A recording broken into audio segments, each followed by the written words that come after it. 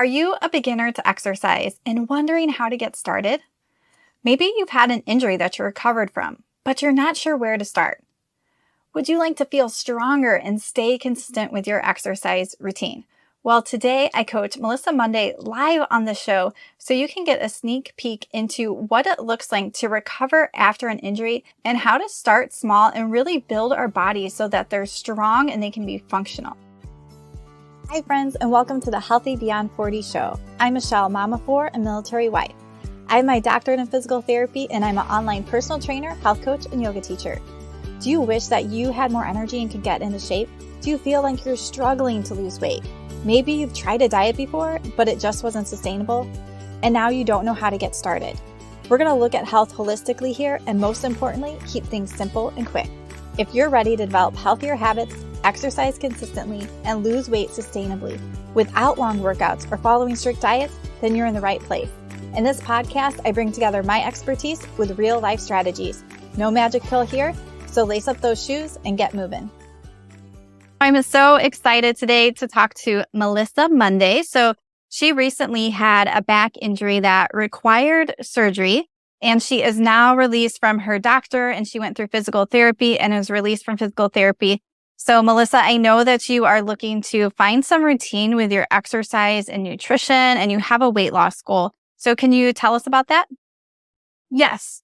Since I had my surgery, I had about a year where I was dealing with the injury and really sedentary and gained probably about 30 pounds, which was not normal for me. And so now that I've been released, I'm anxious to kind of get back at it. And it seems that being over 40 has been taking a little bit more time to kind of bounce back. So I'm definitely looking for some habits and some routines that I can start incorporating to have kind of a daily routine. Yeah, I love that. And our bodies just do not bounce back as easily from injuries as when we were young and little kids. I mean, my little kids, they can fall on the floor. It looks like it would really hurt me. And they're backing up after a minute of crying. All right. So you are released from physical therapy. So what do you think for your exercise or movement piece would be the easiest place to start? I would love to hear your opinions on home-based things versus I do live in a community where we have access to a gym. So I have access to, I work from home, so I can do things from home or in a gym. And I think for me, a huge thing that I want to do is really strengthen my core back up because that's going to help me with preventing further injuries to my back as well. Yeah. So gym or home, it doesn't really matter. It just matters what you're going to do. So I tend to work out at home because it's the thing I can stay most consistent with. A lot of times driving to the gym or waiting for a class or waiting for machines can be a barrier. But whichever one you choose is fine because you can start with body weight exercises, bands, you can get some weights at home. So you can have a few small pieces of equipment and do that at home. And I think definitely starting with your core, I'm sure you have done that in physical therapy. But for all the people out there, our stomach muscles connect with our back muscles. So we always don't want to focus just on our abdominal muscles. We're all trying to have a smaller core, but we really want to, for the health of our back and how our body works when we go to pick things up, we want to have our stomach strong and our back strong and those muscles working together. So I think that's a great goal to sort of start with that core. And I'm sure you have exercises from physical therapy that at least can be a starting point for you. Yeah, and those are more like the strengthening and the stretching. So I definitely would be open to hearing about some other moves as well. Yeah, it's also important that we have flexibility. For example, if the front of our hip muscles, our hip flexors are tight, that's going to pull our pelvis and put more of a strain on our back. So that becomes a little individualized, but we want to make sure that we're not only strengthening our muscles, but that we're also stretching them. So I have a free 5-day core challenge. I'll put the link down below for anybody listening, and I'll send that to you, Melyssa. And it really just starts with how do we activate our core and using these principles as you go to advance your core. So this is also great for moms who've had a baby. Maybe they have a little bit of ab separation because we really need to learn how to activate our lower core that goes from hip to hip muscle. So not like the six pack, what's right below that. We want to activate that lower core muscle, lower core stomach muscle, and then that's going to help to strengthen our back and core. So things to avoid would be sit-ups. I don't know why everybody thinks you have to do sit-ups to have a strong core. After my fourth kid, who is now 5, I have not done any sit-ups, and I have a really strong core, and I got my ab muscles back together that I didn't do after any other child. So pretty much avoiding sit-ups. We can do them, but you have to have a lot of principles in place before you could do them safely. And then also making sure that anytime you are strengthening your stomach muscles, you are then strengthening your back muscles too. So a lot of different things like that would be you're either on your stomach or you're in tabletop. So you're reversing the way gravity is working. So always wanting to balance those two out for your core. And then I know you mentioned, should I do the gym or the home? Which one do you think is going to be easier for you to get started with? Probably home because I'm also a busy mom. Yeah. Okay. So at home, so having some core work, are you walking or how is your movement? I do try and take a walk every day for mental and physical reasons. Yes. And how far do you walk? I walk about a mile. Okay. Any back pain or anything with that, or is that feeling good? It feels just fine. Okay. And then that could potentially be an area where you could work on bumping the distance up that you're walking, because we live in a very sedentary society. Even I'm here at the computer most of the day.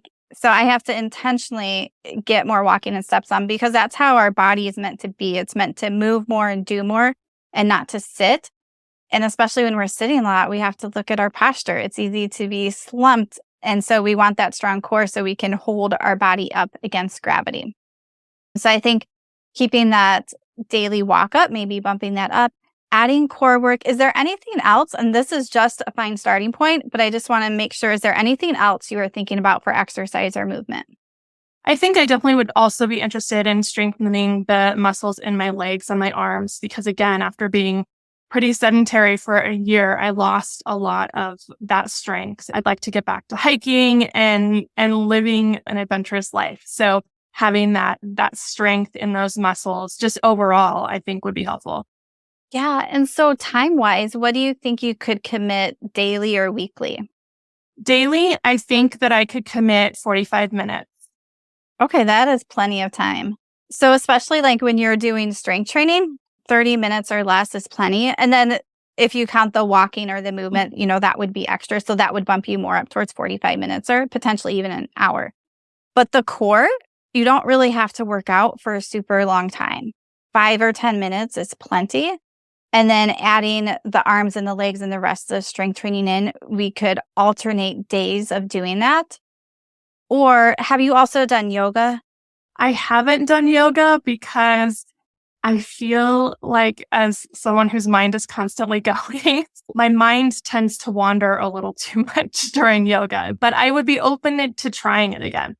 Yeah, and there's different types of yoga too. Most of my yoga is more strength-based, so you're moving more, breathing more, and I sort of have different levels depending where somebody is. But that's going to more happen if you're doing a slower yoga, relaxation yoga, which can be good for its own benefits. But you can also do some yoga that's going to incorporate strength. It's going to incorporate balance and flexibility, breathing, that stress relief. There's really so much into a yoga workout that you get so much in one. So that could be a great thing to maybe just try out a couple classes.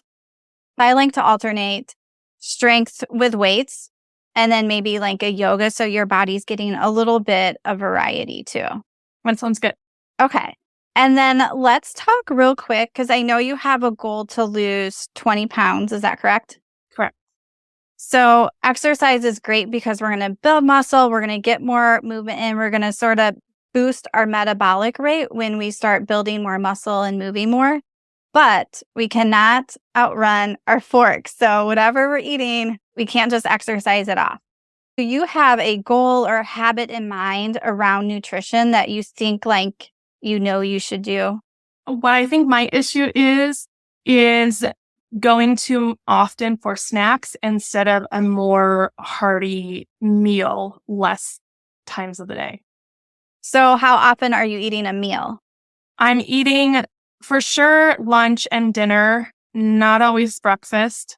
And when you skip breakfast, do you feel okay by lunch or do you feel pretty famished and eat more? I find myself snacking more Before the lunch or after? before. Why do you skip breakfast? That's just a crazy time as a busy mom. It's just a crazy time of getting everyone ready, their lunches out the door.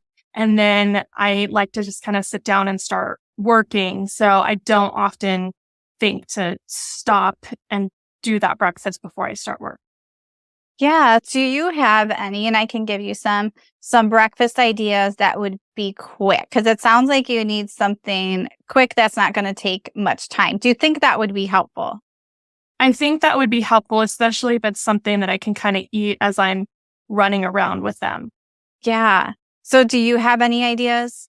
I tend to go for like a banana or something like that if I grab anything, just because, again, it's portable and easy, Yeah. but I'm not sure what other options. I think one great way to start the day is making sure you're getting enough protein. So when you have slept all night, your body goes into a breaking down state. So we're constantly breaking down our muscle tissue and building it back up. And we need protein in our diet to help build and maintain the muscle that we have. It's also really important for injuries and healing. Even when you have an illness, protein is important.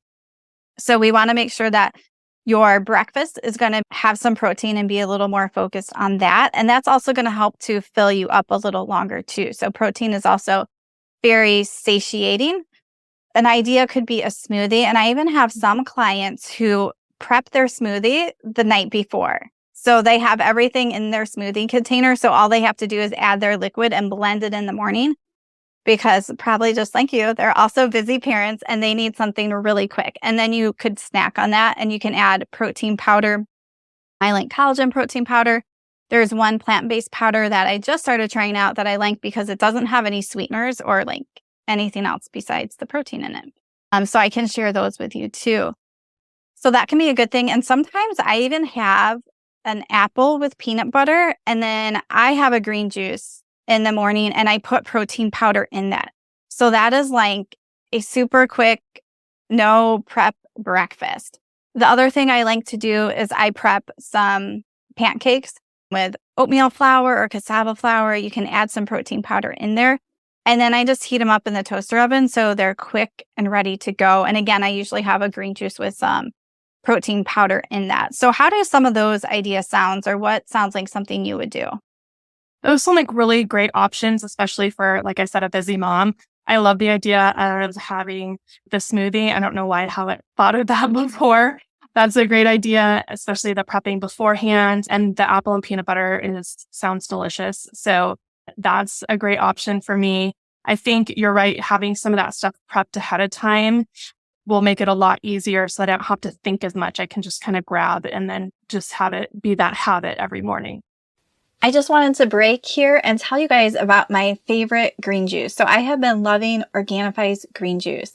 It is a superfood that I like to either add right into my smoothie, or I mix half the green juice and half their red juice in water. Sometimes I add protein powder in there. My collagen protein mixes perfectly, and it's a great way if I'm not having protein with my breakfast. And I have noticed a total change in my energy levels, especially with using the green juice. I can't tolerate caffeine, so this is a nice way to balance my energy levels, bring my energy up, but not in an overstimulating way. In the Organifi green juice, they have adaptogen herbs, and one of my favorite is ashwagandha. And this really helps your body with the physical and mental stress and gives you energy in a way that feels good. So if you guys are interested, there's a link down below, and you can also use the code HEALTHY20 to save 20% off a single order or 35% off a subscription, and they have a money back guarantee. So there's no worries if you don't like it or it doesn't work out for you. So I hope that you guys check that out, and we'll head right back to our show. Yeah, and then, I said make the smoothie in the container. People also do smoothie bags where everything's in the bag so it's easy to go. And just another idea I thought of, I do sometimes is if we have like a soup for dinner, so veggies and meat basically, you can eat that in the morning too. So sometimes I also do that if you have any good leftovers. So we're going to start with trying to incorporate breakfast, making sure we're getting protein, and then making sure that's filling enough. So when we're doing a smoothie, we want to make sure it has the protein in it and also a fat. So I'll also link, I have 5 smoothie recipes that are free, and it sort of teaches you how to build these. So for my fat, I like to use avocado or canned coconut milk, but we want it to be filling enough because some people will put like some vegetables, a little bit of fruit, and then they say the smoothie didn't fill them up. Well, you didn't eat enough. So making sure that you're putting enough in that smoothie. Sometimes I might have some extra almonds, but making sure you're eating enough so that you can make it to your lunch. I think that sounds fabulous. I hadn't really thought about adding the protein and the fat, but that does make sense to kind of have that more filling effect and then not have the need to go off and get some not healthy snacks. Yeah. And how good are you about drinking water? Post-surgery, I am trying to be much better. Before I had surgery, I was awful, but I am noticing that does make a difference as well. I'm trying to up my water intake. Yeah, perfect. Sometimes we are snacking or we feel hungry when we're dehydrated. So that is an important thing to get to. So with starting the exercise, so adding some strength training in, making sure that you're eating a full enough breakfast so you're avoiding the snacking between lunch. Do you see any struggles coming up? I think it's just a matter of creating that habit and the repetition so that it just becomes second nature and just basically making sure that I do it because it is going to ultimately be a benefit to me. So just having that commitment to get started and have that water intake and have that breakfast every morning and set aside a consistent time probably to do the walk and to do the strength training. And let's talk real quick. So you said set aside the time for the strength training and the walk. So let's see if we can narrow that down. So I don't know if your schedule is pretty similar. Is there a time each day you could go for your walk? I've been trying to walk every morning around 8. So walking at 8 a.m. And then when do you think you could fit a 30-minute or less workout in? I would like to break up my workday to do that. I think that too much work and being too sedentary has not been beneficial for me. So I'd like to find a time. I don't know if it's better to do that before lunch, before eating, or after. What do you recommend? You can really do either. So there's really no rule. So notice what you're going to do and you feel the least resistant to. If you're someone who eats and you're eating a little bit bigger lunch and it won't feel good to work out, then you don't want to do it after. So is there something you think you would naturally lean towards? I think I would more naturally lean towards before. So Okay. maybe around an 11:30. Okay. And then is that something you can put into your calendar? So it's Absolutely. scheduled? Okay. Yes. All right. So when we get off the call, you got to put that in your calendar.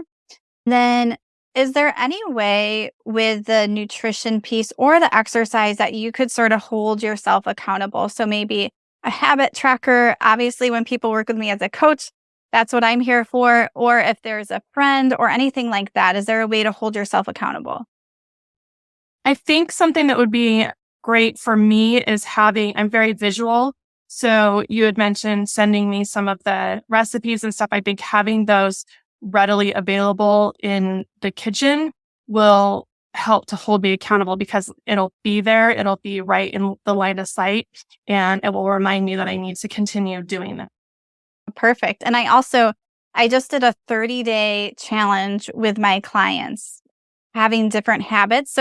And I have a little habit tracker. So I can send that to you too. So you can write each habit and then you can color it in and check it off and definitely keep it in a spot you're going to see because I've done different things and I've had it in a spot because I don't want it out and then I don't see it. Then I don't mark it off or do it. So definitely make sure it's in a spot you see multiple times every day. If you could see yourself about 3 months from now, what would feel like a success to you with doing this exercise and nutrition and walking? I would feel successful if I was consistently doing it. I think that would feel like a huge win. And I would love to see some change in my muscle tone. I would love to feel stronger. The weight loss is great, but I think that comes after getting the routine down a little bit more. I think for me, it's definitely feeling stronger and feeling healthier. So I hope after 3 months, I just feel better, healthy, and strong. Yeah. And I can tell you, if you are staying consistent with walking, bumping up your walking, adding in the strength training, you will. Do you have any other questions or any other thing that you think would stand in your way? I think I stand in my own way. So the fact that I reached out to you and I really wanted to commit to this, I think is a huge thing for me. So I'm excited to see what you have, and I'm excited to just start implementing all of these things and to start seeing those changes. Yeah. And so it's a little bit of that mindset. You're excited and you're setting this attention.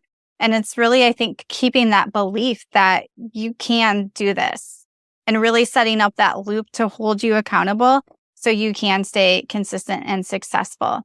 One more thing I want to go back to. So when we're talking about that exercise and walking, what would be a daily or weekly non-negotiable? Like you just have to do this bare minimum of walking or this bare minimum of strength training a week. What would that non-negotiable be? I believe for me, the non-negotiable would be 30 minutes a day. Perfect.